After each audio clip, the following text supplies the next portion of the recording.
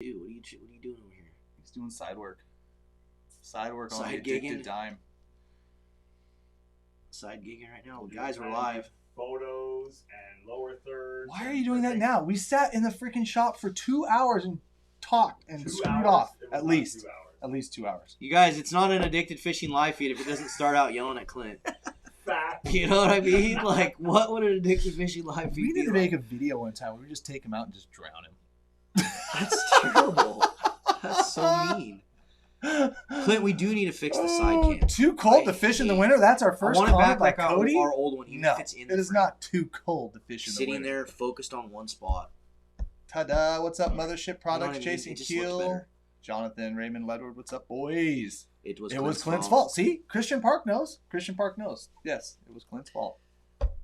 We love Clint. Really quick, while we're getting things started, I want to let you guys know a bunch of people have been asking me how they watch these live feeds after the fact. So we actually, if you go to our Addicted Fishing YouTube page, there's a playlist that says Addicted Fishing Live. You can watch all the live feeds on that playlist, or they're all also on Facebook as well. So if you guys want to watch these live feeds after the fact, you just have to go to our YouTube page, go to the playlist tab, and find the Addicted Fishing Live playlist, and you can go back and watch all the live feeds that we've done in the past. There's some pretty good ones on there. I want to go clip some shots. Like, I want to clip the shot. Weren't we live when you caught your big fish? Yeah, that biggest one of the year. Yeah. And we 2 years ago. We need to clip that out. Use that for something. Yeah, there's so much good stuff there. So, guys, we're going to be talking a little bit of Yeah. winter steelhead fishing tonight. As you guys know, the winter steelhead are already being caught in some rivers around the Northwest, and it's December, so it seemed like, man, we better start talking some steelhead. I guess. Yeah, and there's some I was gonna say shitty, but there's some crappy stuff going on with steelhead fishing this year as well, and we're gonna bring someone in to chat about it a little bit. Yep, in about 1 minute, I'm gonna give him a call. Talk about what's going on with all that, and hopefully talk about what can be done to fix it in the future. Yeah, I mean, this will just be a quick rundown. There's a bunch of new rules and regulations that came out the last day or two. But then, after that, we're not going to stay too much on that because, we got other special guests tonight. And then we've got other special giveaways tonight that we got to get through. And then we're going to talk some basic steelhead kind of 101. Like I said, they're getting caught now. People are putting their gear and their plans and their ideas together for the next 3-4 months. And there are still fish to be caught and still open areas to catch them. So yes. That is very cool. I saw we got a super chat from George Sure. S. Thank you for You the should super be chat. happy after what I sent you today, dude. Thank you for the super chat, George S. We appreciate that. Yes, sir. Thank you very much. Thanks for watching the episode. How many of you guys watching, all you guys and gals watching tonight, watched The Addicted Life from Sunday of my birthday trip? That From was a Lava fun- Hot Springs, Idaho. That was a fun Yeah. trip. Hoping to win the golden ticket. It's a drive for you, but I hope you win it too. Southwest Michigan, representing from Captain Kevin Owst. What's up, Sorry for Southwest butchering Michigan? your name. Jordan just Yeah. got back from Wisconsin, caught some Yeah. big old brown trout. I've only landed one. Oh, that's pretty damn good. I didn't catch the end of that. I didn't catch the end of that comment. He said, I only went steelhead fishing twice and caught one. I was like, ooh, you're doing probably better than, definitely better than me because I haven't even gone yet. All right, guys, let's get a little giveaway going here. We are going to give away, I don't know, something. Give away something. Utah, I saw you there. Coos Bay. Beads for the win for me today. We're going to be talking a little bit of beads. Talking about All right, guys. leaders. First prize tonight, we're going to give you an Addicted 30-ounce tumbler made by Lowhole Clint himself. If you guys didn't know, all you guys out there watching, if you guys have small businesses and you need tumblers made or patches made or anything that can be done with a laser machine, which is a lot of different stuff, hit up Mr. Lowhole Clint. He can make it for you. He's making these tumblers for us. And they look all right. I mean, he does an okay job. I mean, they're not really level, and sometimes the stuff falls. No, I'm just kidding. They're fine. No, they actually look really good. If Clint would go to side cam and do his job, you guys could see him. Sorry, guys. I'm just hanging out here. Yeah. It's like the high five. You're like just hanging, like waiting for him to. That Yeah. was on purpose. Yeah. Oh, it probably was, knowing you. Anyway, guys, Clint got a laser machine. He started another little small business on top of the other 35 things that he already does. Or So- does halfway. Yeah, let's be real. halfway does. Oh, snap. Shots So- fired. You guys can order them, but we're gonna pick someone to give away this tonight. We're gonna give away a Kong little koozie and the Addicted tumbler. I'll put the koozie inside the tumbler for you. So do us a huge favor, thumbs up the video, especially if you're on YouTube. You guys know we're always preaching thumbs ups. It really helps us on YouTube growing the platform. And share this out there. Share it out, family, friends, text message it. Let's get some more people in here tonight and talk some winter Side steelhead. hustle, baby. And they do look sick. He's done some for my guide service and stuff. Do real good quality work, guys, and they're awesome. Yeah. It's a pretty quick turnaround, too, because we basically say we're not going to feed him or pay him, so, you know, he'll get it done. Tony Rutherford, thanks so much for the super chat. Woohoo, let's do the giveaway. Yep, you guys are doing it. If you're commenting right now, yes, Snohomish, Washington. And yeah, just drop comments. Let us know where you're tuning in from. We always like to see all the different areas around the country where you guys are tuning in from. We're just going to randomly select someone from the comments. Would love to see an addicted raft, drift boat, or truck build. That would be fire. I'll throw this out there. What about a bass boat build? Nah. Dude, and we're done. You say that, I think I should do a truck build. You already have a pretty built-out damn truck. I know, but they didn't get to see me build it out. Yeah. A truck build series, part of the YouTube channel. I'm thinking a bass boat build. Oh, hey, Cat. Oh, I lost that. There was a couple super chats. Yeah. Dude, they're coming in. Hey, Cam, are we going to have a winter steelhead center pin video from the Northwest this year? Yeah, I will. Like, I've got a million other things going on, but in 2 weeks I'll probably start thinking about it, and I need to put one together. And yeah, no, I think I will. That was fun. There's really no advantage to it, but it's fun. We're not starting that debate. I'm just kidding. The advantage is that you get to have these cool pictures where you like have the center pin like behind your shoulders. It's like a and spay you're rod. holding the steelhead. No. And you're like, look at my spay. Look at my spay. You're just jealous. That's all I can say. Because I can say that now, right, Rob? Oh, he hasn't got one on all second. you damn people out there in the Northwest and your coffee grinder reels. I know. Yeah, but dude, there's advantages to it when it gets cold. Oh, that was you learned that lesson. That's a fact. Yeah, I say these guys. It wasn't really shown in the video, but there was a time where center pin fishing was the only way you were getting it done. Yep. But they didn't portray that in the video. I wonder why. I wonder if Jordan used any center pin when he was in Wisconsin. I don't know. Did he send you a picture with it behind his back? No. Well, then he didn't. He didn't send me any pictures. It's kind of like a spay fisherman. I think the guide mopped him up. That's why. That happens with Jordan. Just kidding. We like to let the guides fish with us. We just say, fire away, dude. Yeah, well, Kyle mopped us up pretty hard. Yeah. Can I run a split shot a few inches above my beads, or will that spook fish? For your steelheading action tail chaser, you can, to some degree. But one thing about a bead presentation is the way it drifts along the bottom and kind of has that natural. So you kind of want to, that degree of how close you put that split shot to your bead sometimes affects that. So maybe not too close. I mean, I've done 18 inches quite often, depending on the, but we'll talk a little bit about that. And we'll elaborate on that a bunch tonight. I think in 2 weeks, we're definitely going to get Nick in here and have the bead discussion. Yeah, the bead discussion. Which people Stump. Yeah, man. I'd love to go collab with Eric. I was actually on the way. No, I wasn't. I wasn't watching a YouTube video while I was driving. But before I got here, I was watching he just put out a new YouTube video where he's catching some giant browns. I don't know how to pronounce Eric's last name, but he does. He puts some cool videos out on his channel. Love to collab with him someday. All right, we got a call. Yeah, do you have a lower third ready for Mr.? Okay, guys, we're going to bring Mr. Robert Kratzer in here and talk a little bit about what's going on the North Coast steelhead and steelhead fishing in general. And we're doing this the very highbrow, high-grade, technologically speaking situation with the cell phone next to the speaker, guys. So, Jared Watson, thank you for the super chat. Mr. Bob Kratzer, are you there? Adam, thank you for the super chat. Sweet. How goes it? We know we only got you for a very short moment as you've got other meetings to attend to tonight. But, for the guys that are in the Northwest, we had some pretty drastic steelhead regulations we've talked a lot about in the show come down. We would like to see your take or get your take and maybe get the quick and dirty rundown. Let's start with the quick and dirty rundown. 𝗛𝗘𝗟𝗣 system, there are going to be some openings on that through March 31st. A couple of the tributaries will close on the 28th. As you're heading north, the Chehalis system, the entire system is closed as of today. Salmon system closed as of today. Salmon included in that. Yes. Yep. Yes. Then the Quinault is closed as of today. The Queets Clearwater is closed as of today. There is one little bright shining little deal is that the Salmon River will be open through the end of December. So if you want to go fish the Salmon River, tributary of the Qies, it is open through the end of December.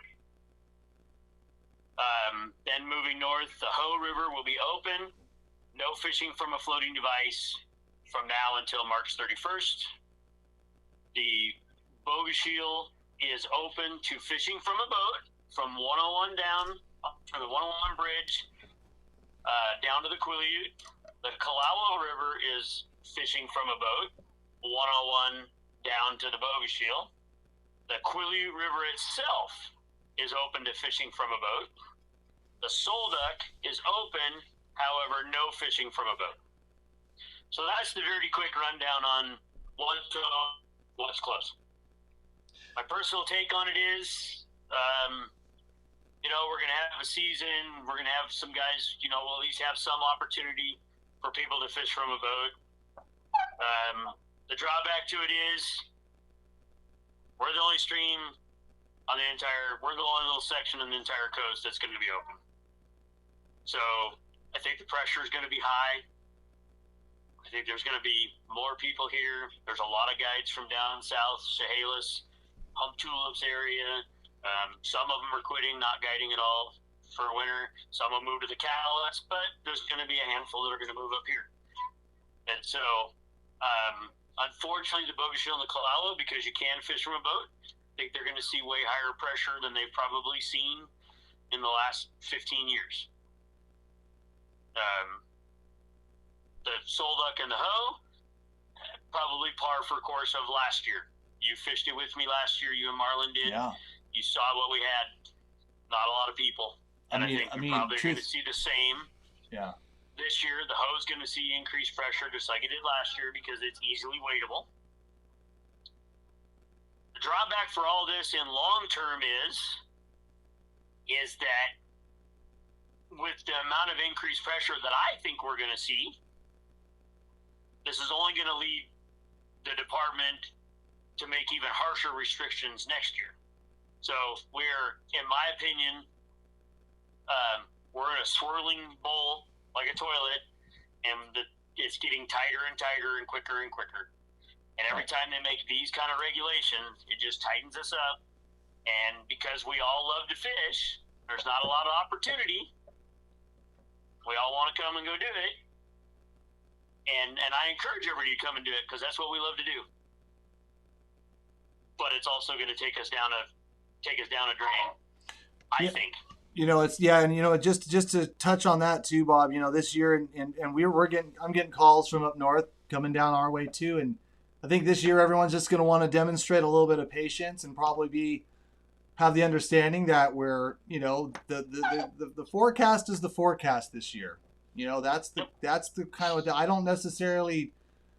Parts of me doesn't necessarily disagree with some of the closures that we have. They probably are warranted to a certain aspect of those. I agree. But, we got dealt a bad card. Yep. However, what seemed to be very prevalent in the last meeting is that there's a lot of people, and thanks and kudos to a lot of you guys that called in and spoke during the public testimony part, was that there needs to be something else, and there needs to be, some change. Some changes need to happen. I don't see this whole idea that we're just going to sit back and restrict the anglers down to a point where we're not fishing from the boats, no bait, barbless hooks. I mean, doing all this stuff is not going to help recover these steelhead. So, Bob, the idea that we're just going to sit back and hope that the ocean conditions are going to turn around and all of a sudden we're going to get these runs back. My problem with that is that even when these runs do come back, they've already set a precedent for these kind of rules.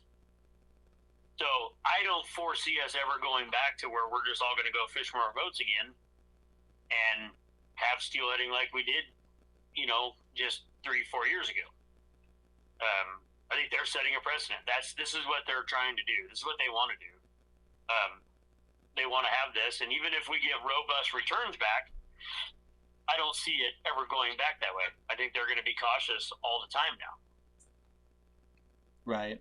So, which is I mean, unfortunate. and like I said, to a degree too, you know, our oceans are very cyclical, and some of it just seems that some of the science and stuff that's being used to basically justify these restrictions would also justify other actions from the state in the long term. But just seems like they're not really interested in talking about it. It seems like they're just kind of banking on the ocean kind of improving, and I think to kind of get us out of this mess where there just doesn't seem to be any reasonable action. You know, and even some of the managers in the meeting speaking to where, you know, there's, you know, when we talk brood stock and we talk some of these things, that there's some negative effects on there. Did some digging around the last couple of days, Bob, and come to find out that not only are they going to do some that they're actually pretty happy with it, but they're actually implementing other programs on actual ESA stocks of steelhead and salmon, which is a kind of a new area that, you know, we're talking listed fish here, that they, you know, the programs work so well, they're going to start implementing those. They've started collecting this year even. So I really question some of the, I guess you could say, some of the narrative that was kind of brought up in that meeting. But the key thing, and why I wanted to bring you guys in here, I want to talk to all you guys out there, is, you know, the rulemaking, the cards were dealt this year. This is what we got. Now, let's not take our foot off the gas. Let's continue to garner attention about this issue and look down the road and down the tunnel. So when we have a bad ocean and we have bad conditions, we don't have to deal with this again, and we don't run the risk of losing these fish permanently, or to a point where we can't touch them at all. Right. And what we have to really encourage is, like what you just got done saying, is they're now looking at doing some of these brood stocks or egg boxes or various things on some ESA listed fish. I would question, why do we have to wait for them to be ESA listed before we do that? Yeah, and that's my point. You know, now's the time let's to do it now, before they get there. Mm-hmm. But you know, even when they get there, there, we got to impress upon that. We have to impress upon them that, you know, 90% of the entire coast, it's a catch and release fishery. Yeah, it's a catch and release fishery, and you've basically taken bait away for the most part. You made us all go to Barbas hooks. You know, but we have such minimal impact on these fish. But we know we have the science they use, Bob, is 10 to 12% mortality on every fish handled, and being a guide in that area for 30 plus years, drifting those rivers, probably just about every fishable day of those rivers, and the claims of these high mortality rates, when Idaho studies that have stagnant populations going to dams, through dams that they can see, they understand the catch, they're radio tagging, they have a kind of a static population that they can understand, like what sport mortality is kind of doing in there. But they're claiming that we're killing 10 to 12%. How many dead steelhead have you seen on the rivers in the last 30 years of your career? Count them all and count them on both my hands. Less than 10. In 35 years. See them. And the ones there, I've seen a handful. I've seen a handful of like chrome bright fish that you're like, oh, that one obviously got hooked bad or something. But there's a lot of the fish I see that if I do find a dead one or see a dead one, it's an old spawned out buck that is like beat up. Yeah, the end of his time. He's done his job and he just didn't make it back. But by the numbers, you know, but in terms of mortality, none. And I know, like all my years, I've only had like 3 or 4 that I've ever landed that I tried to let go that did not revive. You're talking thousands of fish, 30 years. Oh. The bottom line is, if it was 10 to 12% and there was hundreds of dead steel on these rivers every year, you'd see a couple, and you don't. Yeah. But you're on the water every day for 35 years. You see one a year. Well, how do you get that number changed? Well, I mean, it depends on what science you look at, because there's some claims and some science that says we handle every steelhead in the Hoh River 1.1 times a year. We catch every single steelhead in the river 1.1 times. That's just a mathematical formula. Right. What it they is. came up with. Right, but it's no substantiated evidence of that. It's just a mathematical formula. A mathematical formula that based how many times we actually caught fish versus what we think. Man, we're so good. Hold on. What we think the population is. I know. We think the population is even though there's no possible way at all to hard count, you have paper fish in that river. You don't have counted fish. So if the population's 10 times bigger than what you think it is, and you know, it's very interesting. But like I said, but when you actually compare it to a stagnant population that you have a count on, and you compare your radio tagging, your long-term mortality, and you look at those numbers, we don't have a mortality rate that is anything close to that, let alone a handle rate that's anything close to that. Like, it's not even. I will say the one saving grace, that's not a saving grace, we'll see what the outcome is. Mm-hmm. This mortality study that the state has actually been doing on the Owlets River. Right. Right? I know one of the guys who was highly involved in that and did a lot of the fishing with it. And his preliminary numbers are that their hook and release mortality rate was down around 2% or 2.5%. So this is a study that the state of Washington has done, Fish and Wildlife has done. So that's good. Well, we'll see if they decide to. We'll see if they include that in the facts or not for the next go around, I guess. Well, and they have actual facts down in the Oregon Boost too. Yeah. Oh no. Well, that's okay. You beat me to it. So and given the fact that Oregon broodstocking actually sport catches a fish, puts it in a tank, collects it, goes to a hatchery, and they see no mortality rates above standard traditional holding adults fish in a hatchery rate. So I was just that was gonna be like the final hammer, which is it's incredible. 25 years on the soul duck, and I probably tethered and handled probably no less than 400 or 500 fish that I put into the Snyder Creek broodstock program. Yeah. And I lost one. Yeah. So Bob, we I didn't want to turn this live feed because we're going to talk some Steelhead 101. We got a special guest here, and I know you got a meeting at 7, and you've given us plenty of time. So I'm actually going to cut you off because we do appreciate you coming on. We want you to come back again. Bob Kratzer, Anglers Guide Service from North Washington. How long have you been guiding up there? Yeah, this will be my 38th year. 38th year. Literally as long as I've been alive. So there's a guy that probably knows a thing or two about Steelhead. So Bob, we appreciate the tune-up, and we'll continue to talk about this as we go. Yep. Anytime, guys. Enjoy your evening. Have a wonderful night. Thank you, Bob. See you, Bob. Bye, buddy. Bye. Bye. Yep. So there you go. That's the update for you guys. I know we've seen a bunch of comments on it. Steelhead closures. That's the battle. That's the battle we're against. One thing I want to point out real fast is Willapa streams are closed to floating devices. You didn't mention that, and I just want to make sure everyone, if Willapa streams are closed to floating devices, as of some today, of them are they all open or some of them closing? I think they go to check your eggs as always, but I just want to throw that out. I know that's one of them for sure. And check your eggs. You go to February 28th, I think, or something. Yeah, and then the bait and selective gear rules, I believe. So check, double check, of course. They are new and they are out. So, what do you think?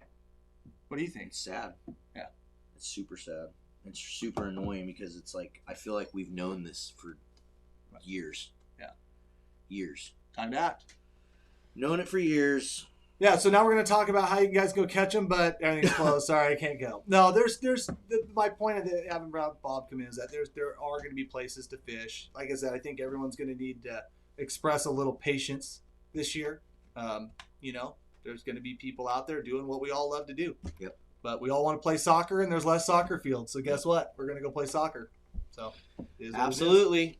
I've seen a couple of you guys mention it. Yeah, this jacket I'm wearing is from our merch drop. So if you guys didn't know, November 28th, last Sunday, we officially launched our fall and winter merch drop. So on our website, there's all sorts of new shirts, sweatshirts, apparel, hats. There was some custom lures and stuff. I think most of it sold out, but I still think we do have some of our custom bead packs that we put together with Lured, which are pretty badass. I only think we have a couple of those left. I'm not even sure, but head over to the website. Our merch drop is officially live, and there's lots of cool new stuff like this. And if you guys didn't see, today we launched our 12 Days of Christmas. And what we're doing, guys, for this year is every single day on our website, starting today, we're running a promo, but we're also giving back to a family. So I don't know if you guys saw, but this morning I went live and called the first family that we're going to be giving back to. So all the sales that are on our website today, that family is getting 5% of all sales that we had on our website today. On top of, I'm going to be getting them a grocery gift card, and I'm going to be buying presents for him and his kids. So we're super excited to do that this year. We're doing it every single day, like I said, December 1st through December 12th. There'll be a brand new promo, and there'll be a brand new family that I go live with every single morning and just kind of let them know what we're doing. And the guy was stoked because he didn't know I was doing all that. He just thought that I was like, getting him and his family some Christmas presents. So he was like blown away when I told him I was giving him 5% of sales. And so, yeah, if you guys want to help, just go order stuff on the website. That's all you got to do. Order stuff on the website through these next 12 days. Every single day that you order, you're going to be basically helping a family in need just by ordering from us because we're going to be helping them. So I'm stoked. We got to do more of that stuff. A lot more of it. So I've already been talking to a few people. I think we're going to give another boat away next year. We're going to give another boat away to one of you lucky addicts out there. There'll be some sort of boat giveaway that we're working on. So look out for that. What else we got? Should we bring our guest in, or should we make a couple more announcements? Oh, I didn't even tell the deal today. Jesus, you scared the shit out of me. I didn't even tell what the deal is today. So the deal today, guys, is every single order on the website over $25 is receiving a free pack of addicted steelhead worms. So every order over $25, free pack of addicted steelhead worms right here. There you go. All you got to do is spend $25 on the website, and you'll automatically get a free pack in your shipment when you get it shipped to you. So that was the deal today. Tomorrow there'll be a new deal. Just be on the lookout on social, on YouTube, on all the places. We'll be posting all the deals every single day. And yeah. Dude, we got one thing that we didn't bring. We need to grab. You got to talk about this because some of these people may not have seen it. This is going to be a surprise to me too. Real True Pacific Northwest. You guys did get a program up there. I just want to comment on that. And then the same advisory group that put the program in there turned around and is now suing the state over it. And it's a summer program. There should be a winter program in every river. You guys got 2 token broodstock programs out of all your rivers. Probably should have been more, but yeah. Oh! Yeah, what about it? Talk about it. Oh, yeah, no. Yes, we finally got them in hand, actually labeled. But you guys saw on Sunday's video, using some of the Addicted Assassin Salmon Blend. Can't say enough about it. We're going to be going through some methods on curing and some different methods that I've been really playing out. Not like traditional kind of ways that you normally would cure eggs with, but coming up with some other formulas with it. We've been playing with this year. Been working really well. Been very productive, especially for coho. It was really good for Chinook this year as well. So it's kind of becoming a good all-around cure. I can't wait to maybe try to get it for some winter steelhead. Yeah, and then you're showing the bead box. It's the bead box I was talking about, guys. So it comes with 16 14 mils, 16 12 mils, 5 size 2 addicted bead hooks, and 5 size 3 addicted bead hooks, all in there. And then on top of that, you're going to get 50 of your clear inline beads, and maybe if Cam's nice, he'll tie one of those leaders tonight. We will tie one of those leaders. We'll show you guys what these little small beads are for. But I wanted to compare something because they're not the same. Oh, they are. They're damn close. Oh my gosh, they are. So yeah, so that actually came out of the personal box, and then the ones that so we're not messing with you when we say that those are the ones. That makes a pretty good bead. Cam didn't want me to put it in there. But it's limited, so there's only 100 guys that got it. There's only 100 guys that got it. There's only 100 guys that got it. I don't know how many of these are left, guys, but that's the Addicted Bead Box. Pretty sick. Yeah. Pretty dope. Very good. All right, let's bring in Mr. Yeah, let's bring in our guest. He's using his products today because we killed a bunch of damn fish and had to... You had to do what? Flame You had to out. do something with it. Flame out. Sorry, I had to sneak in here. I was a little bit shy tonight. Last time I was here, I broke the internet. Yeah, that's true. That wasn't last week, was it? No, it was 2 weeks ago. Yeah, when we were, the whole internet went down for like the whole county. Yeah, it was like everywhere it was down. I was like, I don't think we're going to get it on tonight. So, yeah. Breaking the internets and stuff like that. What do you got here? So it's Conan from Filet if you couldn't tell. What's up, everybody? Yes. Check it out. What's this? Well, this is something custom. Yeah, that is strictly custom. This is the brainchild of this guy right here. Very soon, guys, Addicted will have neon green filet away mats on the website for sale. So as you guys know, we love the neon green. We do a lot of our branding and a lot of our stuff in the neon green. Because it's going to be green, though, it will help you clean your fish 25% more. Yeah, if you buy this filet green one, you will not only help you catch your fish or clean your fish 25% more, but you'll automatically get more women. Wow. These claims. Clint says, "Give me a case." Clint needs all the help he can get. That's the last thing I need. Actually, can you just dip him in the same plastic as green and just then put Clint out there, and then he's got a chance? Anyway, guys, we wanted to bring Connor on tonight, not to show this mat, but this is something that we're going to have on the website soon. It's just a new little custom fun thing that we thought we'd do for the website. But we've been partnered with Filet for 4 years now. Yeah, we're going on our 5th year. Yeah, Fifth almost 5 years we've been working with these guys, and we love their mats. Talk about them a little bit, dude. Just tell people who may not know about the mat, explain it, and we're also going to give you guys a special little discount from Filet. That's right. So these are not available, and they won't be available on our website. This is going to be an exclusive product that Addicted's going to sell. So it's going to be only, and that's probably going to be coming out. Whenever you get them to us. Yeah, whenever we get them to you. Typical manufacturing this day and age, boys and girls. Yeah. I know it sounds like excuses, and it's bad. It's just terrible. It's terrible getting any products. That's why now. we're talking any Steelhead material. tonight, so you get all your stuff now. Yeah, get it now. Ready. Get it. So anyway, the mats. For those of you who don't know about it, the Filet mats are a unique product because they're made out of a specific material that, I mean, Cam, I've seen your mats, and you use the heck out of them. Your favorite thing you've always said is how easy they clean up. Yeah. They grip well, and they don't stink. And that's basically the main things about them. They're easy to clean, they don't get stinky, and they hold your fish in place. I mean, it's a pretty simple thing, but it just does something unique. The product the material it's made out of is called TPV, which is it's a thermoplastic vulcanized rubber combination. I thought we had a couple boxes of those around here somewhere, but I can't find them. You don't know. So I just stole it off the floor. So this is the original, and this is what we sell on our website. And as you see, there's the ADX ship up there. But yeah, the material is a cross-linked polymer and yada yada yada. I could tell you all the nerdy details about it, but it just makes it so that it actually can't absorb oils and smells. Basically, it's not just a car mat. A lot went into making this, a lot of research and development, to the point where they actually took their own hard-earned money and patented this product because of how much development and engineering went into it. I'll never use, I know it sounds like cliche because he's standing right here, but I'll never use another mat again. And like I said, when you're doing a lot of stuff, if you have any boat owner who ever goes out and whoever actually catches a fish, catches a salmon or a kokanee or a bass or a walleye or a trout, whatever it might be, like, if you're looking for like a good gift for a boat owner that and they don't have, they will want one of these. Like, not even a boat owner, a fisherman at all. Right. Okay. Like, I keep one in the back of my truck. I have 2 in my boat, and then I have 1 over by my garage, just in case I fillet a fish outside right by my garage. So I always have them ready. Yeah.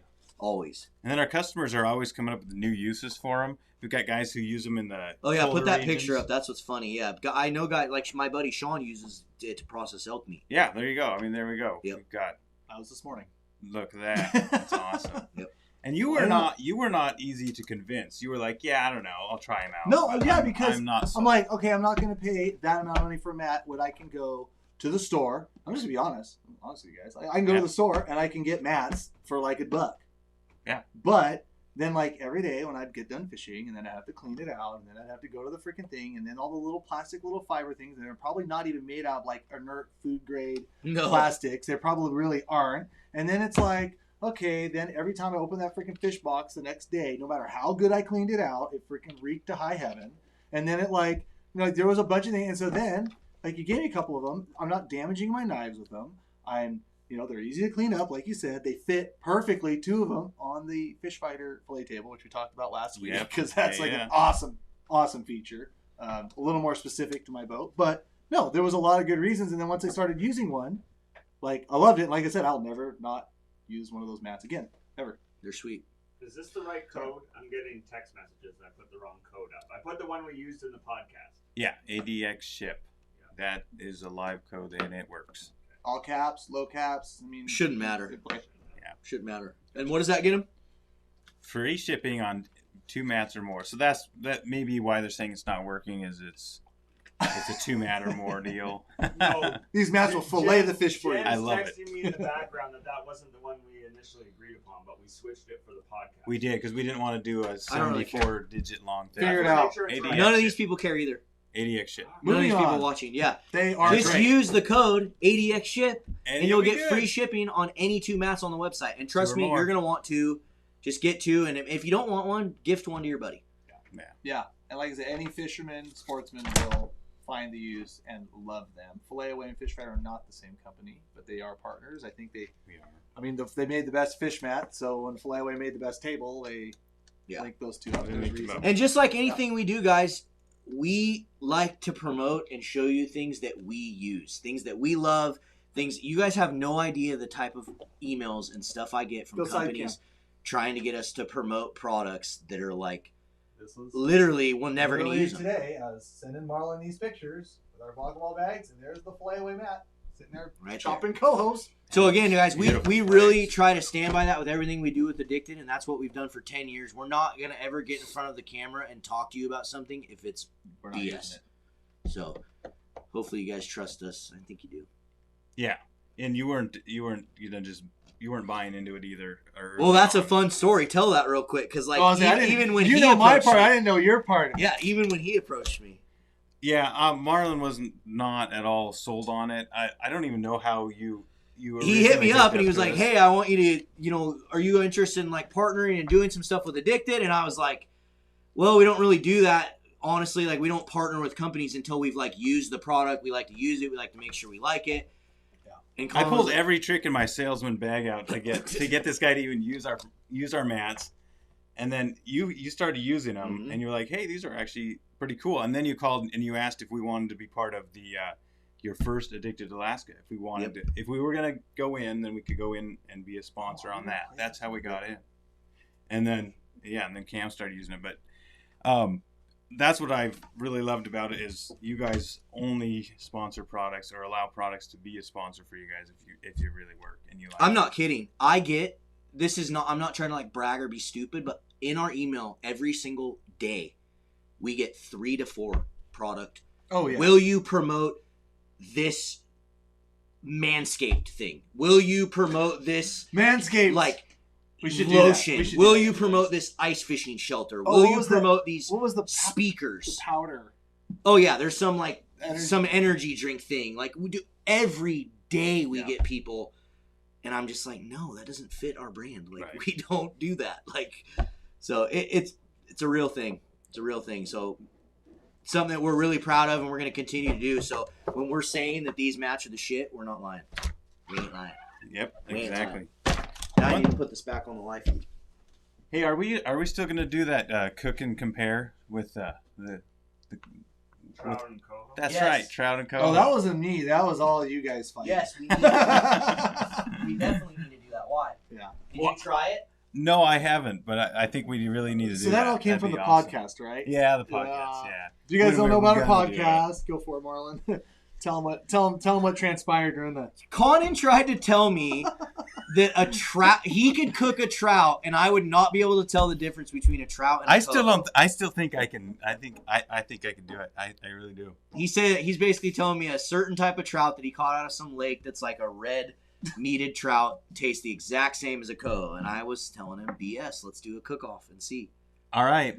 And you know I'm an expert. And this with is from fish. a guy. I'm an expert. This is from a guy where we already did a cook-off where we ate bass, smallmouth, freaking mud bass, and walleye. Hey, those are majestic fish. Okay, Shut up. and walleye, and he thought that the smallmouth was the walleye. He's like, "Oh, this is really good walleye," and it was the smallmouth. So So I don't think you're winning this one, bud. no. In my defense, I like to eat fish. So Yeah. It was all good. I thought it was It all was. good, but you could definitely tell the walleye just had like a better taste. It just it is better. So- It is. It's just better. Yeah. And then Unless ice you fishing. taste it, then the smallmouth is better. Well, yeah. But part of it too is we cooked one way and we cooked one another. Yeah. We shouldn't have done that. Like we We should should have cooked them both the same. Yeah. Oh, and that's what I'm going to do this apples time. to apples. Yeah, that's what I'm gonna do this time. But We're going to cook them both the same, and you're not going to know. Jake says tips and tricks. Nah, dude, we're just going to sit here and talk about filet-o-whey all night. Tips and tricks? It helps. Yeah. Filet-o-whey helps. Well, anyway, Conan, Okay. I appreciate you coming in, dude. Yeah, thanks, guys. As you guys Appreciate know, we're partnered with Filet-O-Whey. Oh. They've been one of our partners for years, and they ain't going anywhere. One more thing. Oh, you want to take give my clothes off on air? You going to give one more thing Are away? you giving Yep. away the- I'm going to give away a Okay, t-shirt. before shirt Conan- off his back. Before Conan That's right. leaves, we're going to give you guys an opportunity. This t-shirt. We're going to give you guys an No, I'm just opportunity kidding. to win Just a kidding. Filet-O-Whey t-shirt. All you guys have to do is drop a comment below and let us know, do you own a Filet-O-Whey fish mat? Just say yes or no, I own one. That's what we want to know in the comments. And then we're just going to randomly select someone from the comments to win a Filet-O-Whey fish t-shirt. That's right. And then Marlin will give me your information, and we'll get it out to you. So. DNA included. Yes, got to. All right. Awesome. Well, hey, appreciate you guys having me on, and we'll catch up with you again All right, soon. man. Thanks for coming, Conan. Yep.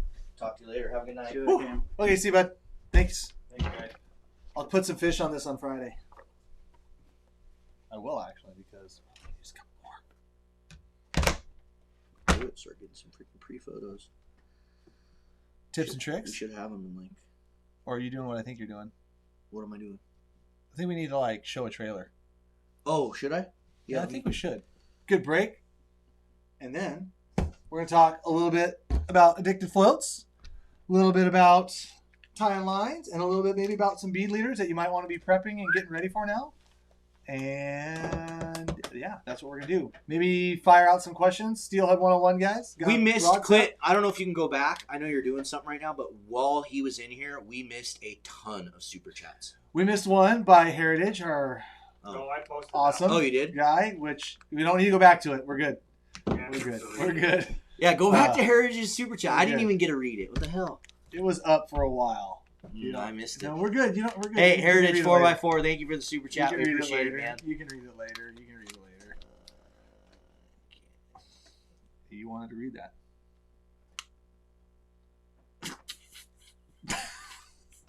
Hey, Dean, thank you so much for the super chat. I think I I got all. appreciate it. I think that was. I probably missed him. It's my I fault. think that was it. Well, thank you. Anyway, we appreciate the super chats. I just wanted to make sure we didn't miss them. We love when you guys give us those, so thank you. What are you showing? What do you got? Oh, I got some bobber stuff. Are we gonna do that first? Are you ready, Clint? One more little thing to show you. Like I said, Steelhead 101 questions, guys. We're going to go through some of the addicted float stuff, maybe some bead leader, some prep stuff just to get you guys getting stuff tied up and ready to go. Okay, guys. So, if you guys haven't seen, we have officially launched a date for Addicted Alaska 3. This is the third movie that we've created, and we went big time on this one, bigger than we ever have. Big, so huge. Huge with a Y. And so we're going to play you the first little teaser trailer. I just got this a couple days ago from our camera guys in Oklahoma. This is the first Addicted Alaska trailer, which is premiering at Kiggins Theater January 20th this year. Play it up, Clint. SRO. SRO, so you have a range clear launch. And CDR. CDR and entire crew is go. Look, it's a great day to go fly on behalf of the kids.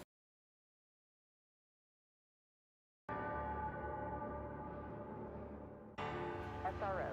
SRO, so you have a range clear launch. And CDR. CDR and entire crew is go. Look, it's a great day to go fly. On behalf of the KHC Processing Launch Team, I'd like to wish you, your crew, a great mission. Good luck, Godspeed. We'll see you back here in about 11 days. Enjoy the ride, pal.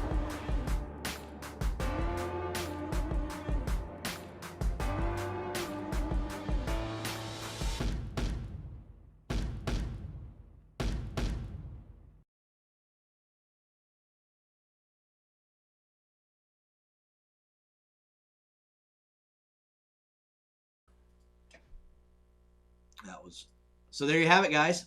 That is the first official trailer for Addicted Alaska 3, and we are premiering it. Mark your calendars, guys. I want to fill the theater up. I think it fits 400 people, so we'll have 400 tickets that will go on sale very, very soon.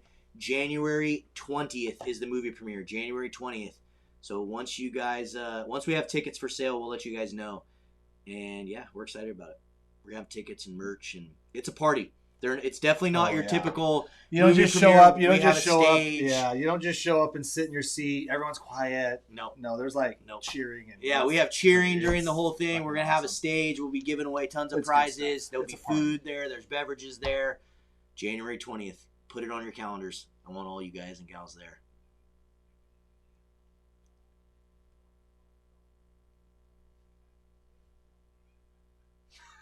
What are you doing? What are you doing? Clint's back here watching a video on full volume while we're trying to do the live feed. Unbelievable. Yes, there will be beer there, guys. There will be beer there. The theater is in downtown Vancouver, Washington. It's so fun. Vancouver, Washington. I know last time there was tons of guys that drove 3 hours from north, 3 hours one way, and from south one way. So there'll be people from all different distances. Just put it on your calendar and plan it as a trip. It's going to be fun. And go steelhead fishing. Maybe like go the day before and then see the movie the day of. Yeah, it's going to be awesome. We're stoked.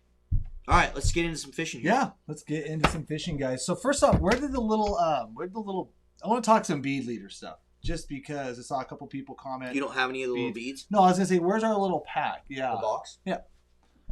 The reason why is because I kind of want to show how you can just take the box out and go fishing? Well, we can do that. But bead leaders, are something that I'm obviously tying right now, kind of getting everything ready for the season. It's a product, something that we kind of go through a lot. It's a really good, effective way for catching a lot of fish. I actually got some here if we need them. We can show that. I wanted some of the Addicted Bead Box. I'll just take it out of inventory. You can have it. Yeah. Might have to go side cam here, but a good important bead leader is, a good important bead leader. Pre-tying all your bead leaders is extremely important, because if you tie them this way, you're going to find that when you are bead fishing, you do not have any issues with beads sliding down, going onto the hook, missing strikes, having to fiddle with anything. However, there's only 5 of those left. I have other beads to replace the hook and stuff. Okay. I won't even use one of these beads. Don't even worry about it. Take that away. We're good. Well, just so you guys know, there's only 5 of these left. I was gonna say, I better not take anything out of that. I didn't even get one for myself. Not that I'm gonna use it, but I'm gonna take one off for myself. Sorry, guys. There's only 4. Secretly, he is gonna use it, and he's gonna do it a lot. I stole one. There you go. I didn't even get one. I gotta have one for myself. Now there's only 4 that you guys are gonna get sent in the box. But what that is that is a size 3 Addicted Steelhead bead hook. Honestly, if you are unfamiliar with the bead hooks that you need to buy, truth be told, 2s will get you there kind of like all the time. They're a little bigger, obviously, size 2. I wouldn't be afraid to use them. We TX coat them, so they're kind of like a gunmetal gray. And that TX coating is also very slippery and penetrates that fish's mouth. It's super durable. That point's there. It sticks them good. I'm just trying to debate if I'd rather only have 2s or only have 3s. And I'd probably rather only have 3s. And not because 2s don't work great and 4s don't work, but 3s just seem to be kind of like that perfect middle ground size to where if the water's really low and clear and I'm going to fish a 10 mil or smaller, something real tiny, I can get away using a 3, or I think the 2 hook's a little big. And what went into making that hook? Because I feel like you and Nick and everyone tested the hell out of that thing. 2 years of getting a million different, and I mean literally I'd be like, hey Mustad, we need to have a hook like this, and then they'd send me a bag of like 2,000 of them, and I'd use like 3 of them, like nope, the wire's too thin, throw them in the trash. or I'd use them for something else. But ultimately, like, it was a lot of trial and error first off, and then I mean ultimately you get a hook and then you're like, oh, I want to test the wire strength, and you pull on it, you're like, oh yeah, it's good. It's like, well, now I got to go hook like a 10-pounder and just put it to them. Because one thing about bead hooks, as you guys know, that you're out there fishing, a lot of them fail. Some of them break. Some of them they're too thin. They're too small. They're too fine wired. There's a lot of like that perfect, like, okay, do I have the confidence of landing a 15 to 18 pound steelhead on a bead? I mean, big fish don't bite beads, so you don't have to worry about that.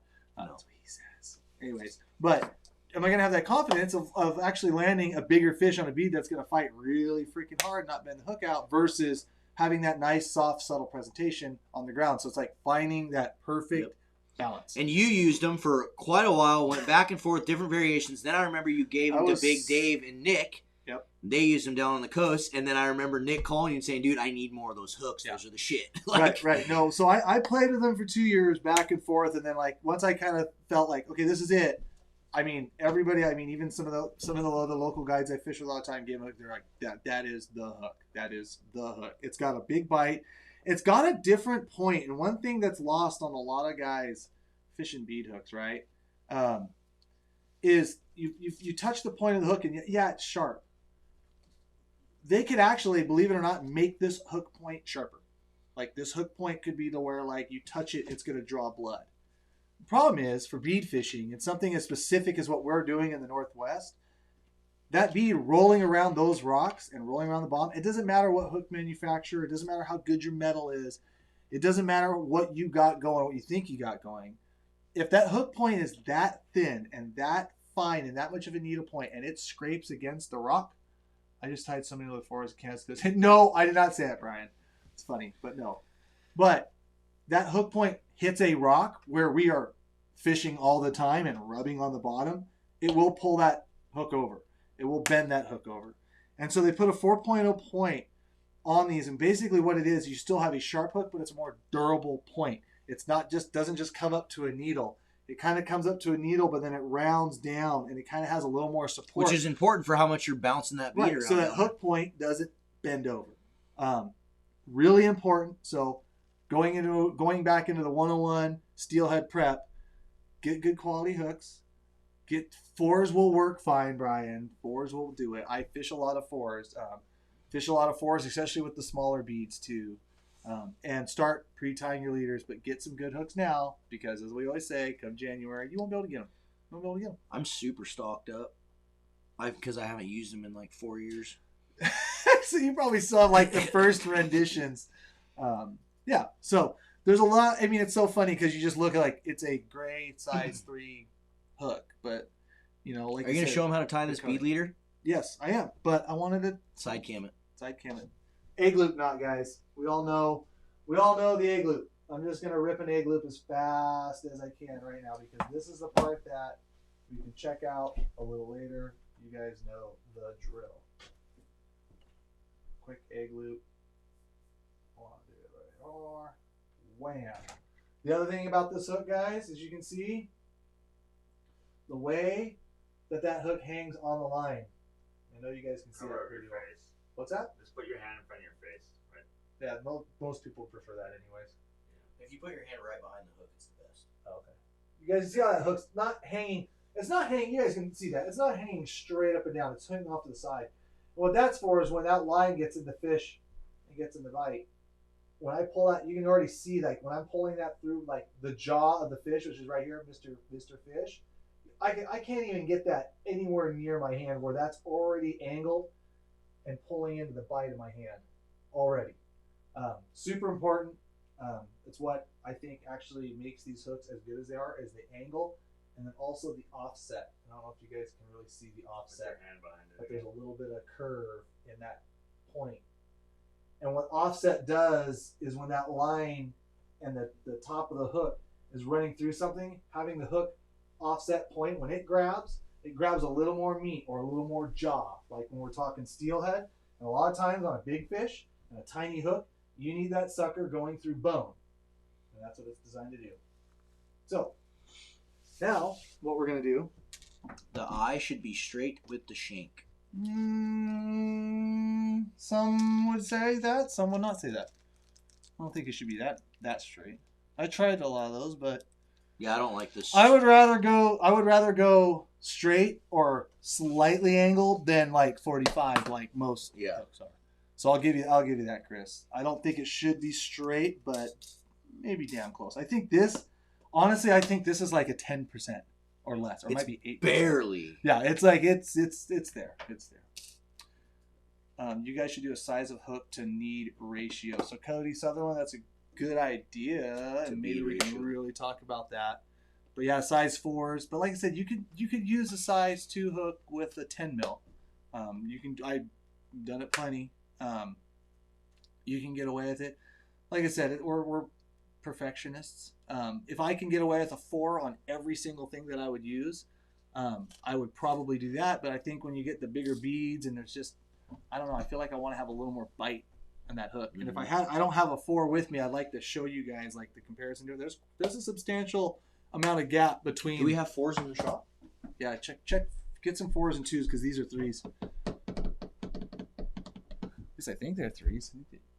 Yeah, these were 3s. Yeah.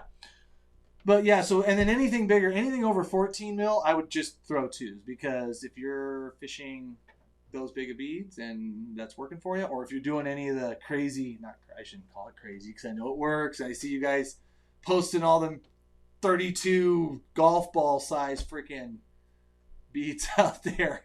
So, then you're talking 2s and 1s.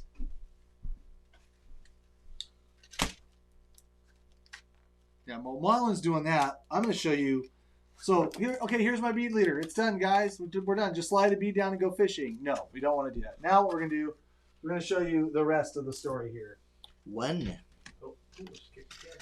What's up, boys? Okay, so now what I have here in my hand is this little... Do you ever sharpen your hooks? No, you're never going to see that. Oh, if you're bead fishing and you're not carrying a sharpener with you, you're not doing it right.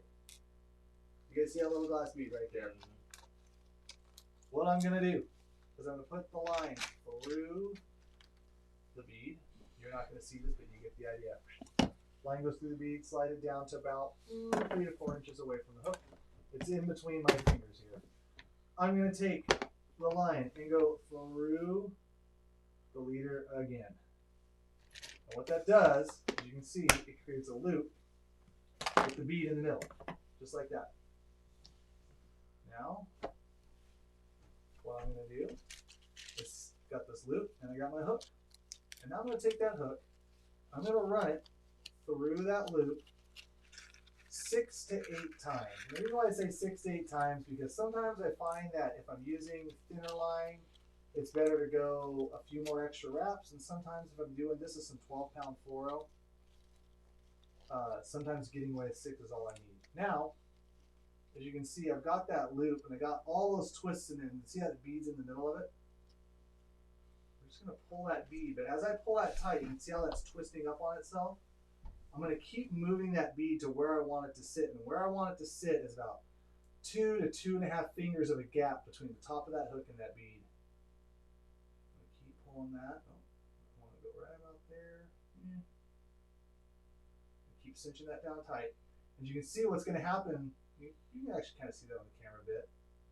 The knot is starting to get on both sides of that bead. And as I'm pulling that tight, it cinches down nice and tight. And what that does is that puts a hard... Why does it look like it's like 4 finger spacing right now? It probably is. I did a really shitty job. Hold on. Oh yeah, it's like 3. There you go. It's like whatever. 4. I was focusing on you guys like, okay, so there's a little more gap there. It's like a finger past 3. Son of a bitch, shut up. You guys get the idea of what we're talking about here. Because you want that He gap. says, why not just peg it? Because I hate dealing with freaking stuff sliding around. And I'm going to get to that in a second. So there's a whole method to this madness, guys. And once you guys fish this way, I don't think you will fish anyway. Well, or maybe you will. I don't know. Depends on how much babysitting you like. Everyone I know is switched to that bead method because, again, like you said, especially paired with an incognito. Well, that's the key of it. What you got to do now is, I know guys that will fish that hard plastic bead with a soft bead, and they'll put sequins on it. They'll put stuff to stop it. That's all great. You rip it through rocks hard enough, fish grabs it, still slides down, right? It will still. Cam is not into pegging, guys. That is a fact. I see that. I hate pegging beads. It's annoying as hell. Oh, perfect. You want to just go do that? So that's a 1, 2, and 3, right? Okay. Beautiful. Yeah, go show the guys. Maybe go on that camera just because. Marlin's got the size. Oh, wait. Come here. It's going to be so hard with this leader on here. Cut this. No, don't cut it off. Damn it. Do you have another 3? You do. No, I don't. Oh, I guess I do in here. Oh. Is there 3 in there? Yeah. Sorry, guys. I'm an idiot. We want to show you guys some hook measurement, but now, hold on a second. Here's a 10 mil. Here's a 14. Oh, that should be the same damn color. We want to get you guys all squared away. Those look the same. They're not, like, at all. They're barely smaller.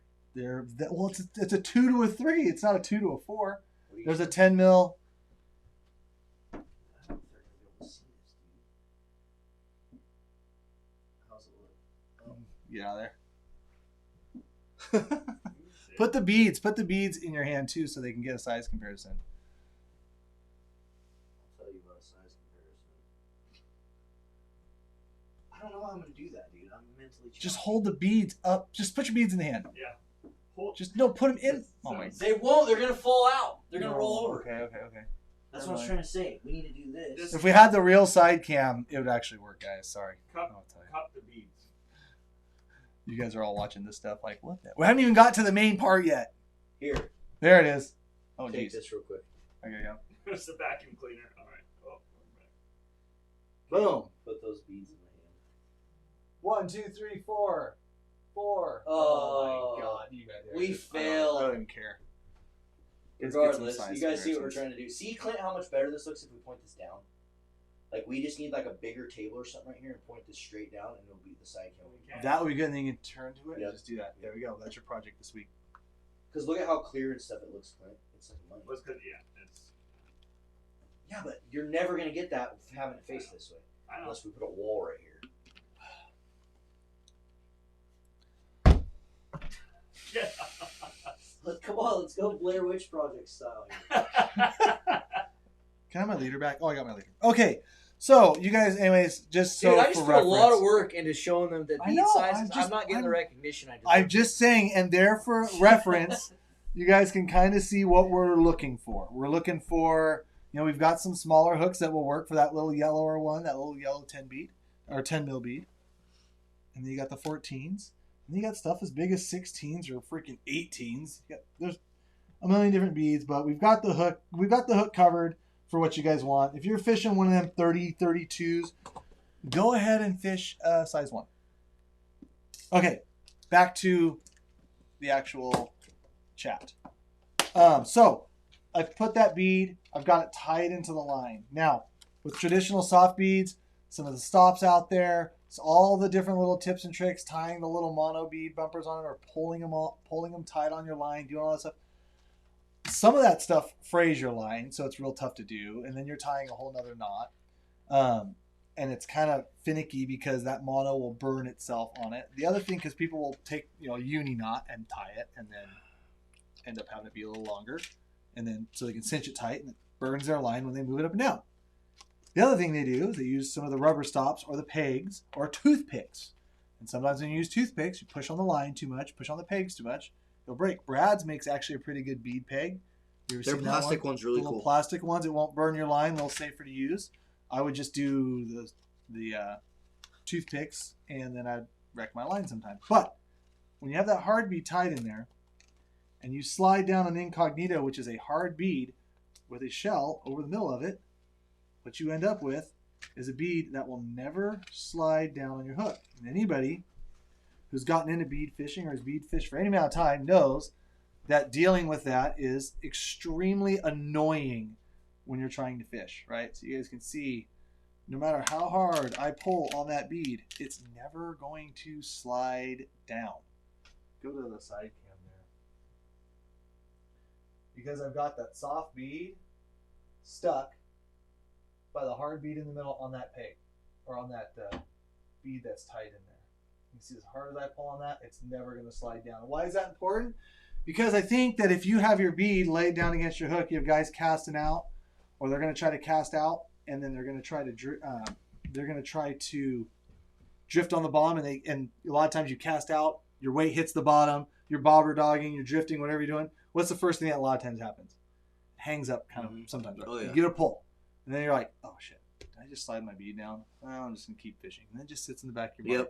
And that's really freaking annoying, right? So then you're like, well, okay, even with your toothpick, the bead slides all the time. It does. There's times where it's just no matter what you do, it's gonna slide. I can promise you, you do it this method with an incognito bead, it is the absolute foolproof way. It's the only flipping way to fish beads.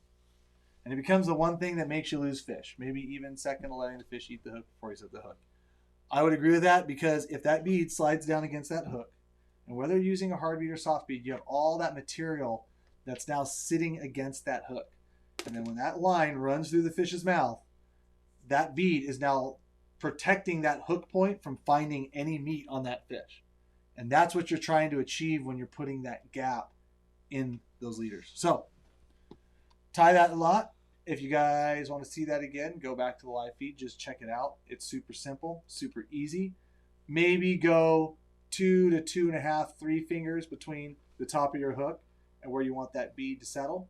I didn't do that good of a job because Marlin was extremely distracting. And you should probably retie it. And tie a lot of them. What's that? You should probably retie it. Should I retie it? And show them how to... Who wants Cam to retie that knot again and actually get it right? Instead of a 4-finger gap. Me. Clint, nobody asked you. But that gap, though, Cam. Look, even Sergeant Outdoor Adventure says it. But that gap, though, Cam. Yeah, it was pretty bad. I can show you how to do it a little better. If you really want to see. Jason Hartman says, stop making it so complicated. I didn't read the rest of it. Rubber.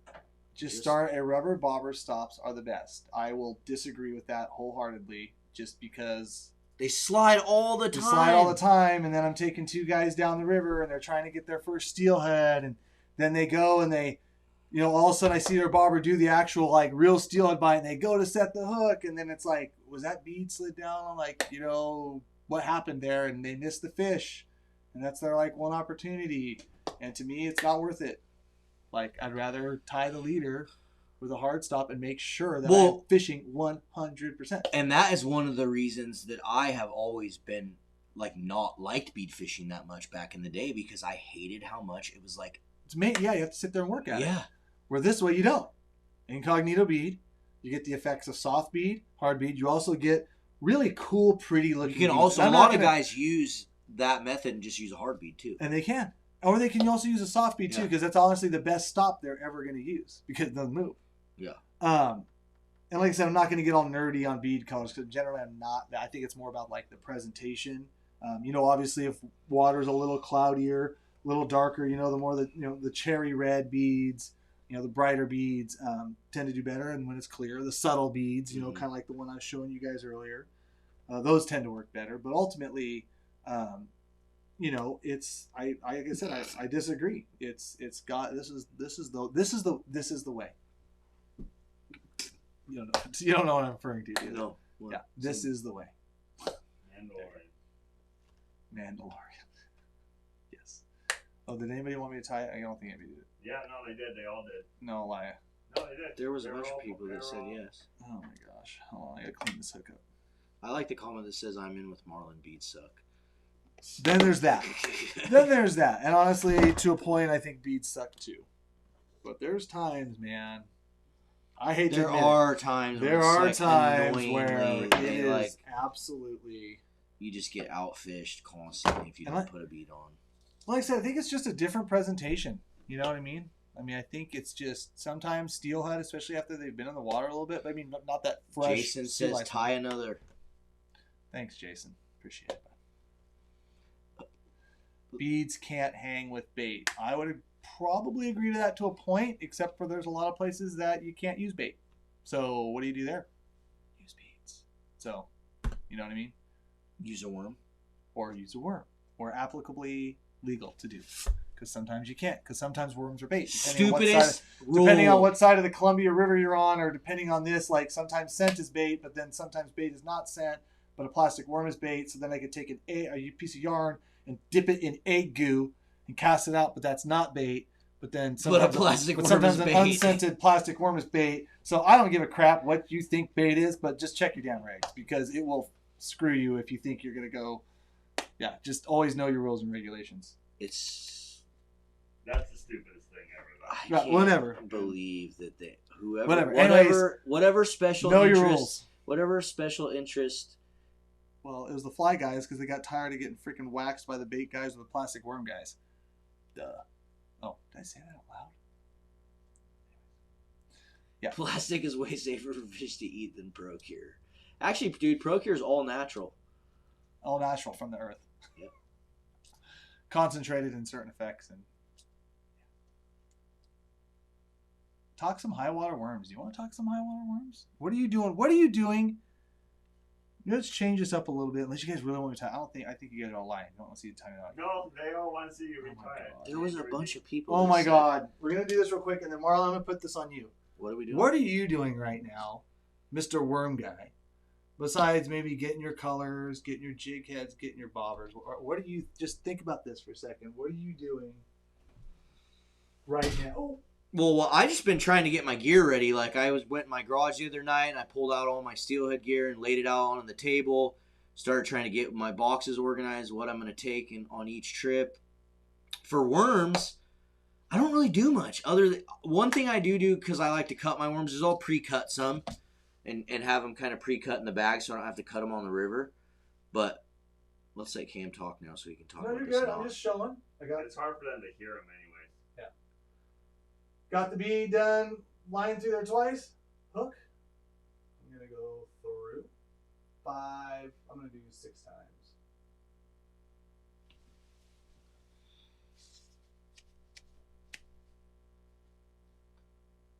In a system that's only half pounders, dude, I would fish a lot of just spinners and stuff. Those half pounders can't resist those things. Fish spinners and spoons.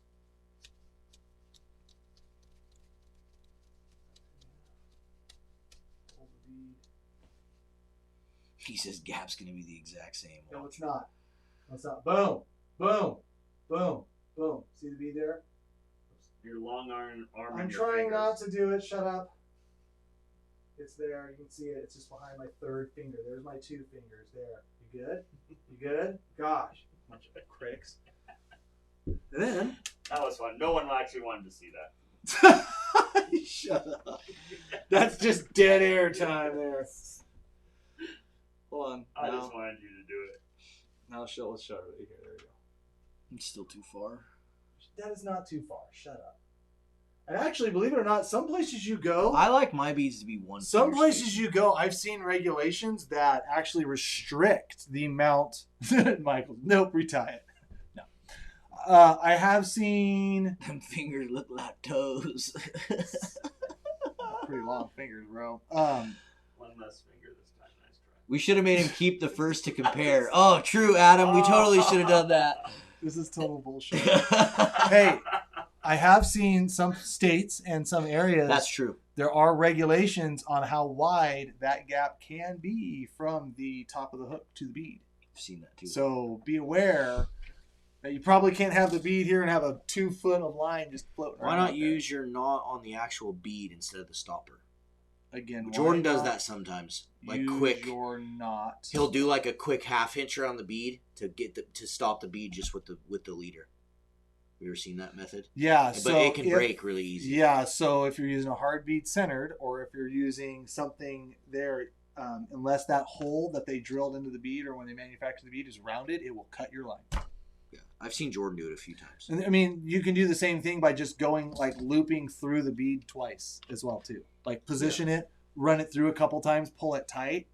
But if you do, keep in mind that where the hole goes into the bead, there's an angle there, and that line will pull tighter and tighter and tighter against it, and it could cut it. These comments are great. Oh, what's your guys' take on? So yeah, worms. So you're not doing anything at all. Are you a gluer? Are you a gluer? I used to do that a lot back in the day, but now that we have those mustad heads with that KVD keeper on it, I don't mess with it. All right. Yeah. But I used to. I don't either. I was just curious. Way back in the day, I used to be way more nerdy about it. I would freaking get them all out and cut them out and make all these colors and glue them all to the top. And I don't do any of that anymore. I do pre-cut them. If I know I'm fishing a bunch on jig heads, I will go through and pre-cut them and put them back in my bag, kind of pre-cut, so I can just pull them out already cut. One last step. Yeah. But I don't do much. I'll tie a few leaders for bobber dogging. Like, I'll tie a few worm leaders for bobber dogging, but even with that, like, I don't fish worms that much bobber dogging. If I'm going to fish, I'm just beads. What about on the jig side of things? Besides, obviously, getting a whole bunch Stocked of these up. Yeah. brand new orange addicted floats. When will you guys have customer wigglers again? When will the backpacks be out? We don't know, and we don't know. Thanks for the super chat. No, I'm kidding. We'll probably have wigglers out. Think we might have something for the sportsman show? Some killer fish. Killer fish, but maybe not wigglers. Dude, it's so hard, you guys. You guys, just to even do what we did for the drop, like Brad's like hooked it up. It's impossible right now. It really is, guys. So, trust me, a lot of people like the wigglers. A lot of people like the killer fish. It's just tough. But put your calendars. Yeah, it'll happen. We will be at the Puyallup Sportsman Show February 2nd through the 6th, and the Portland Show the 16th through the 20th. So put that on your calendar. Make sure you guys come to the Sportsman Shows this year. We will be there, and we will probably have custom lures and all sorts of new apparel and merch. And Cam will be there signing autographs. Yep, I'll sign every autograph for you guys. We need scented worms, Marlin. I'm going to answer that question, and there's a very specific reason why we don't scent the worms. Because some areas, some bait regulations, like I said, depending on what fourth quadrant Mars is in and the river location, I don't freaking know. But sometimes a worm is not considered bait, but if you have scent on that worm and it smells like anything, it's considered bait. So we start all the worms unscented on purpose because for those guys. But you grab a little bottle of anise from ProCure, grab any of the oils, any of that soft plastic. Winter Chrome Blend. Winter Chrome Blend. Whatever you want. Actually, what I do is I don't necessarily scent the worms, but I always have the Winter Chrome Blend gel. And I always just take a little on those. Yeah. I fish that a lot. Yeah. Because that's what Rob does too. Rob loves it. Yep. It works, and Rob catches a couple. But but you can always add. You can always add to it. And that's what I do. I just more scent them out on the river. ProCure also has those little like chapstick things, scent things that work really good for worms. I don't know what they call them, bait wax, I think. That stuff works really good for worms. We were talking about putting out some bait wax and some Winter Chrome Blend. Yeah, that'd be even nicer. Yeah. Yeah, so I made a video, guys, on YouTube years ago. It's probably been 6-7 years. I made a video on YouTube showing people what I used to do for my worms. And I'd take little Tupperware containers. I'd get all my worms. I'd cut them up, and I'd space them out, and then I'd scent them, and then I'd use those throughout the year. But then I just really started just not thinking that it made a difference. Really? Mm-hmm. You would rather, if you could go to an area where it was legal to use a scented worm versus not, you would not. You would use it. You would use. I use it for sure, but I never got that crazy about it anymore. It would just be kind of more on the fly, and a lot of times I don't scent it. I don't. Yeah. But I will, like I'll fish the hole, and then maybe be like, oh, maybe I should try some scent. Just to find that one. Exactly. So that's kind of what I use it for. But usually, first few casts through the hole, I'm not scented, and then I'll switch it up. Because the one thing I don't like is like. And this is just something that's always in my head is what if that steelhead that's in that hole doesn't like that scent that you just gave him? And so I always like fish without it first. I feel like a worm presentation too is like a little bit more of a. I think it's more of a visual presentation. Yeah. It's not like, like I think a fish sees it. I mean, I've seen steelhead swim 10 feet to grab a worm. Exactly. It's just kind of. But different. Rob swears by it. Like, he won't even cast a worm without scent on it if he's fishing somewhere where he can use it. Yeah. So, I think I don't know. Rob catches a lot of fish. Maybe I should scent more. I tell you, when I think we're, when you get in your cold temperatures, like scent, bait, when fish are starting to get lethargic and you want to make a move that much further, for that much more of a shot, absolutely. Like that. Yeah. For sure. So. Well, do we got any other questions? Should we do another giveaway? I think we should. Yes. Oh my God! Did we never pick the Filet Away T-shirt guy? Dude, what are you doing over there? Are you freaking on drugs? He's like watching TikTok videos or some shit. I don't know. He's like falling asleep in the corner. You don't fall asleep on your your airplane, do you? While you're piloting it. Just pick someone random. It doesn't matter. People have been here all night hanging out. Someone's winning a Filet Away shirt. There we go. Who we got? Real True Pacific Northwest. Boom. Real True Pacific Northwest. You just won yourself a Filet Away t-shirt. Shoot us an email to orders@addicted.fishing. Make sure you include your name, your address, also your t-shirt size, and we'll have Filet Away guys ship that out to you. Real True Pacific Northwest. We got a super chat. Who was it, Clint?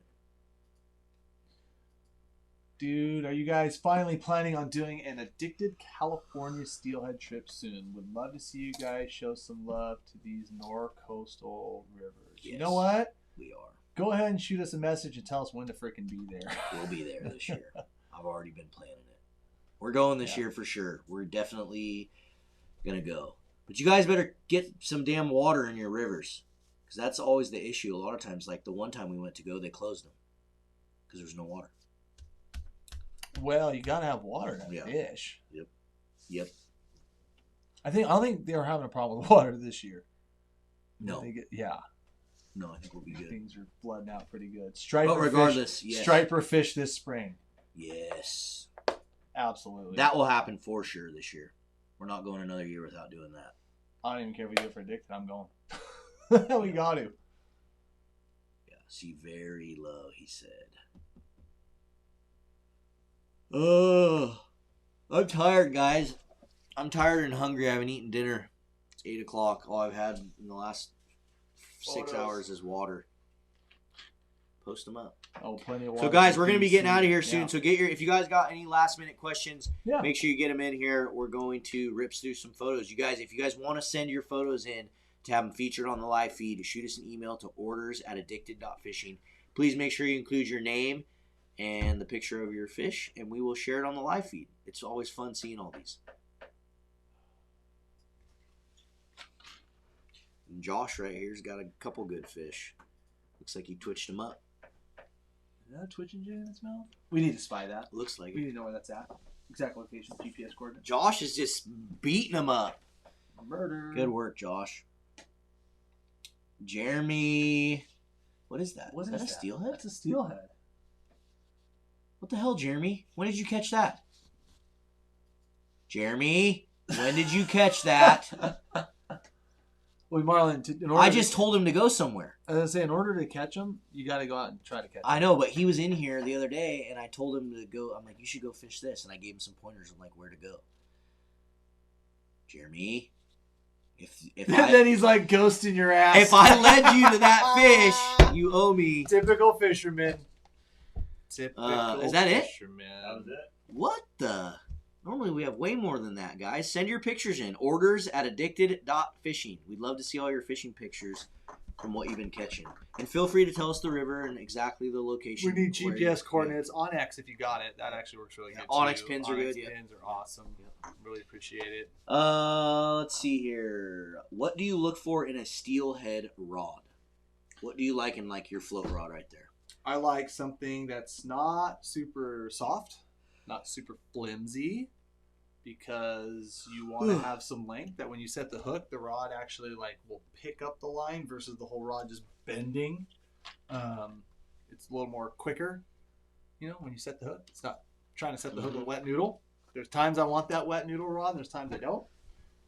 Probably best all around, hands down, steelhead float rod. I got it actually sitting right here, and it is the 992 ml Okuma Guide Select. You guys probably can't see that too well. Oh yeah, you can. You can see it good. So see how just about the last third of the rod's really got the bend in it, and then the rod goes from a fine tip all the way down to power, right about where the Addicted flag starts. That's what I'm talking about, not having a rod that's going to bend all the way to here. Something that's got a little bit of a soft tip, because there's times that, I'm going to utilize this rod to maybe throw spinners, maybe drift fish a little bit with it. But ultimately, if I'm looking for a good float rod, Clint, we lost Facebook comments. This is where I'm going to look at. Right here. So 992 ml 𝗏𝗏 Guide Select Pro. I use these rods incessantly all the time. I can't say enough about them. I got 2 of them. I did upgrade a few of my rods to the X series just because I like them being light. They're the thing I like about the Guide Selects guys is they really are workhorses. They can handle a lot. Whereas when you buy an X rod, it's a more sensitive rod. You want to make sure you take care of it and do a good job taking care of the rod, or else it might break. Yeah, these rods too, being the 9.9, they're kind of that perfect length. I think because a lot of guys will like the 10.5 and 11 foot. Yeah, a lot of those guys like the 10.5 foot, 11 foot rods, but sometimes those even get a little long, like especially if you're fishing off the boat, fishing big water from the bank. I want one. I want an 11.5 foot. Yeah, I was gonna say, for not fishing from the boat, I want an 11.5 foot. Having that extra couple feet to mend if you're fishing. Does anyone even make? I think actually, does anyone even make an 11.5 foot spinning rod? I'm not sure. Just use a 12.3 trolley rod. No, that's terrible. If you had to work one setup for a weekend trip, what would it be for Steelhead and Humboldt? I don't know where Humboldt County is. California, Northern Cal. Dude, it's so hard. And that's like such a hard question to answer, man, because we don't know what river you're fishing. We don't know what the river looks like. Like, it's all going to depend on, what type of holes you're fishing. You use some hardware, use some spinners, you bring a float rod. It's usually good to just bring a couple setups with you and not try to stick to one. Yeah. Because usually it's not one. And we find that a lot, especially when we're floating 2-3 guys in a raft. Like, you're always going to get the one guy that gets one on a bead, and then Jordan gets one on a spinner, and then, Steelhead just react different. Do you ever drift fish beads at all? Very little, and not because I don't like to not do it. Well, I shouldn't say I should. Do you want to put beads and spawn sacks in the same category? Because it's pretty much... Yeah. I mean, yeah, so I will drift quite a bit. But usually when I do, it does seem like I'm doing it to kind of clean up the water. Remember, we filmed an episode with Big Dave where all of us are just sitting there fishing, float fishing. And we whoop some fish. And we whoop them. But then, the hole goes quiet. Don't catch anything for a little bit. I reach over, grab the drift rod, and, in a matter of 5 casts, get 2 and lose 2 just immediately. Yep. Drift fishing, changing the presentation. So like what Marlin said before, when you're going to an area, it's never a bad idea to carry a couple different presentations. Or whether that be a spinner, drift rod, float rod. Absolutely. Yeah, so it's not a bad way to go. But, I will drift sometimes, but usually it's like I said, it's kind of okay, I can't figure out these fish. I know they're here. I want to give them something different. I'll do that. We're going to get one last giveaway here. One last giveaway. Do more podcasts. Have we got all the podcasts out right now, Clint? There's one ready for him to post. Yeah, I think we got one more coming here, and then we'll do another one right away.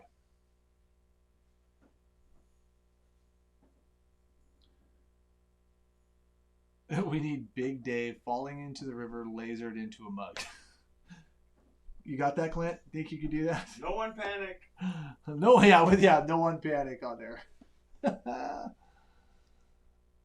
When do you prefer spinner versus casting? I always prefer a casting reel, TJ, because at any given time I can clamp the drag with my thumb when I'm fishing, but ultimately fishing with clients, it's just a lot easier to fish the spinning rods. There's advantages to both. I don't know what Mustads deal with, but every packaging that Mustad makes is freaking trying to get into Fort Knox. Yeah. What are you trying to open? I'm trying to give away one of these. What are these? And I got a present for you. You ready? Okay. This should be good. Oh. Number 0. Number 0. Ooh. I already have these. I already paid them. You don't have 0. Not this one, though. Ooh. That's the custom, baby. For all you custom guys out A couple there. people wanted to see it. There it is. Instead of a double trouble chrome yellow, you can't really see. That's not. Yeah, the lighting doesn't do it. You got to see it in natural light to really have it do justice. It's a chrome yellow. But it's more of a Yeah. It always looks green when the light hits it. Yeah, It's no, not. it's That's not what it looks like. now if you compare like Oh, crap. green. What? What's wrong? You gotta do that. Huh? What do we gotta do? Mm-hmm. I don't know what Are we're you doing. gonna let me forget it? But we're doing a good giveaway, so hang tight. Oh yeah, guys, we're going to give away to everyone that stayed with us tonight. We've been live for quite a while. We're gonna give away an Addicted Winter Chrome Kit version number 2. If you guys have not seen these yet, we launched the Addicted Winter Chrome Kit 2.0. You can get these in a bunch of different Costco locations. I think a few of the Costco locations have sold out, but if Clint has that picture, he can roll it back up. Do you have it? Find it. You guys can get these in Costco, and also a few of you have been asking, we did get some of these back on our website for the merch drop. So some of these Addicted Winter Chrome Kits are on the website, great gifts, or you can get them from the Costco locations, which Clint is finding right now. That's last.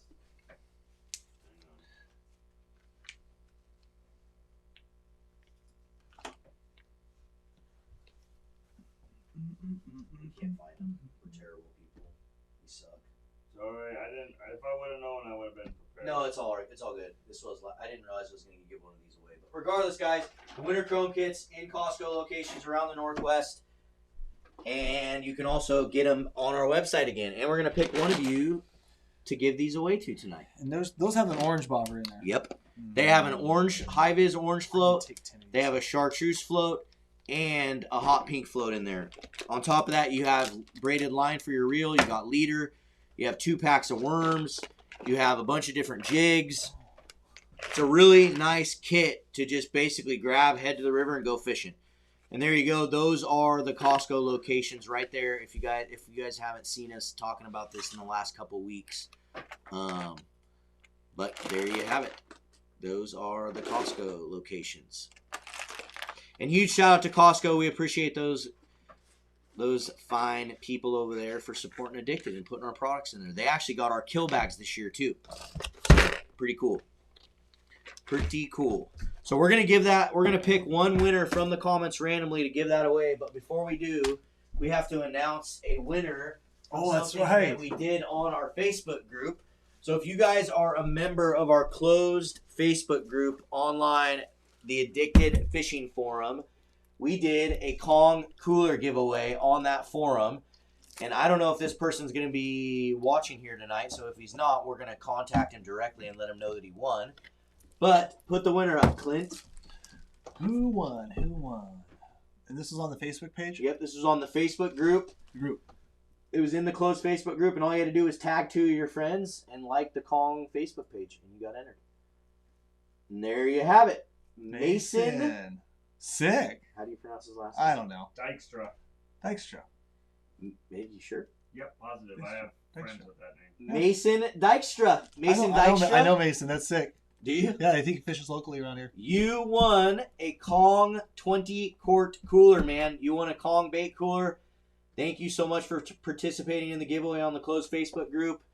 And if you're not watching us live tonight, we'll have to get a hold of you. But if any of you guys are friends with Mason, you should go tag him on Facebook or message him and let him know that he just won a Kong 20-quart cooler. And huge shout out to Kong, our partners over there. We appreciate them, and they make some badass coolers. Damn, that's cool. I should enter the contest, damn it.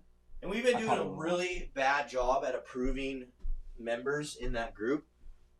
So if you're trying to get in there, I've noticed that. I apologize. There's like 950 people trying to get in. Member requests. Yeah, we need to get someone else on that because my wife's doing a terrible job, Sharon. If you're watching, can't believe it. I'll start approving them. Everybody's approved. It's hard because of the spammers. I know. I don't want that fire. I don't want that heat when the spammer gets in there. Yeah. What the hell, Cameron? All right, Clint. Yeah. There's still almost 500 people watching. This has been a good live feed tonight, guys. Next week we'll be probably talking some more steelhead, but we'll get more in depth, talk some specific techniques. I don't know what yet, but we're gonna talk about something. Clint, who's the winner? Who is our? Oh my God! I don't think he was paying attention to us at all, guys. No, he was not paying attention to us at all. He was doing something on the He live was feed. doing something off live feed. No, side it wasn't. gig. That was Addicted. tagging the Concours guy in the live feed. Addicted. Come on, Clint. I don't know. Understand why it takes this long to push a button. The Benjamin randomizer. Wijvis. Benjamin Wijvis. Pick me, he says. And guess what? We picked you. There you go. That's all you got to do is say pick me and we'll pick you guys. No, that's not true. That's not true. Benjamin, I'm probably saying it wrong, but Benjamin Wijvis, you won yourself an Addicted Winter Chrome Kit version number 2. Shoot us an email to orders@addicted.fishing. Include your name, your address, and let us know that you won the Winter Chrome Kit, and we will get it shipped out. And a lot of people are saying, damn it, Ben. Somebody's got to win. Congrats on the win. We appreciate you guys tuning in with us every single Wednesday. It's fun. We've been doing this live feed, me and Cam, for like, how many years now? I don't know. 5, 6? 5, 6? I feel like you could probably say a solid 5. Yeah. At least 5 years, guys. 5 years. And there has been very few of these that we have missed in 5 years on Wednesday. Yeah, I mean, it happens. I miss the next Wednesday. Well, I know, but what I'm saying is, like, we all have things going on. It's been crazy. Or the internet shuts down. How many of these we've done. So, we appreciate all you guys tuning in with us every single Wednesday. Thanks for watching our little live feed. And have a happy holidays. Don't forget, we are doing 12 days of Christmas, so make sure you guys pay attention. We have a new deal coming out tomorrow. I could even give you guys a sneak peek of what the deal is, maybe. Let's see if I got the graphic yet. Free worm today. Oh, there it is, day 2. So, today, which we still have, how many hours left? It's 8:18. A few hours. Got a few hours left. If you guys place any orders on the website before midnight tonight and you spend $25, you're going to automatically get a free pack of Addicted Steelhead worms included in your order. So just place an order. Anything over $25 is getting a free pack of worms. And on top of that, placing orders on the site is going to be helping a family in need that we're going to be donating 5% of the sales to today. So place some orders. And tomorrow, all t-shirts on the website tomorrow are going to be $19.99. $19.99 for every single t-shirt, including all the new limited edition drop shirts. So tomorrow, $20 t-shirts all day. And I'll post it up in the morning. I'm going to go to bed now. Yeah. And eat some dinner. Yes. Are we done, Clint? Did I miss anything? You don't want to eat this pretty little bead? No. We're good? We're good. All right, everyone. Thank you so much.